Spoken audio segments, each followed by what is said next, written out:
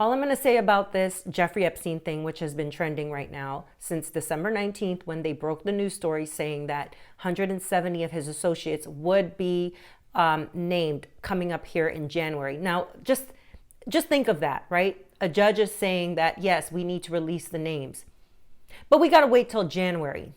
Timing, very suspect, very suspicious what they're doing here. This is all, by the way, distractions for the elections coming up in 2024.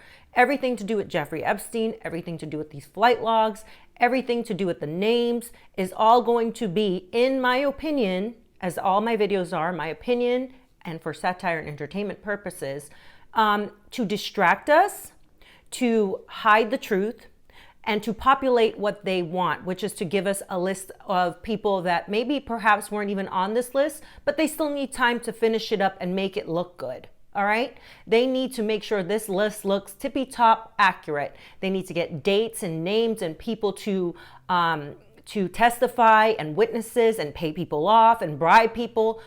This government of the United States is so freaking corrupt. Don't trust any of this, guys. And let me tell you why. One clear way and one clear indicator is when you type in something on the internet. Just type in right now, Jeffrey Epstein flight logs. Pay attention to what comes up and how the stories are worded. The same thing over and over, same wording, same images, same people shown in the images, all right? And it's all to paint a narrative for you, all right? It's all to make sure you know that they're doing the work for the people. They're going to release the names of the people that they need to crush in 2024.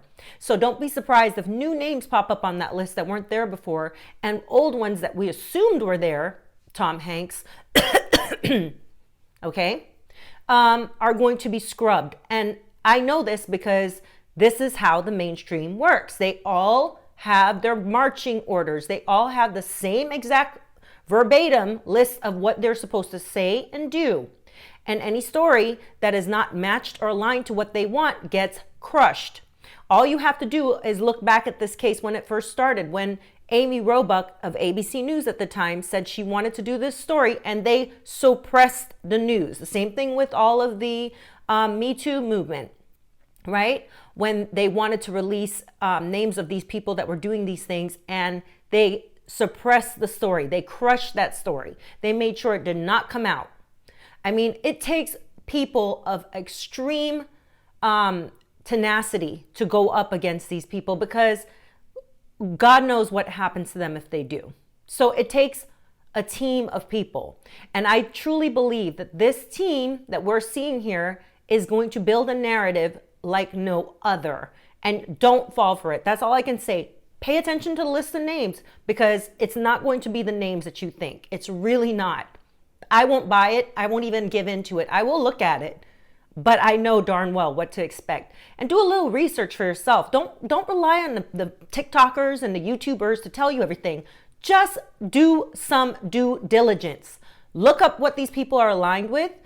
Anytime they try to crush a person, put them in jail, say they were convicted for money laundering or anything like that, I look at what their political views are, what their religious views are, and who they align with and what they refuse to do. Because that's the clear indicator that, oh, these people are seen as our opponent. They're not going to go along and get along. All right? And so you need to pay attention to that. Quit giving yourself over to mainstream news.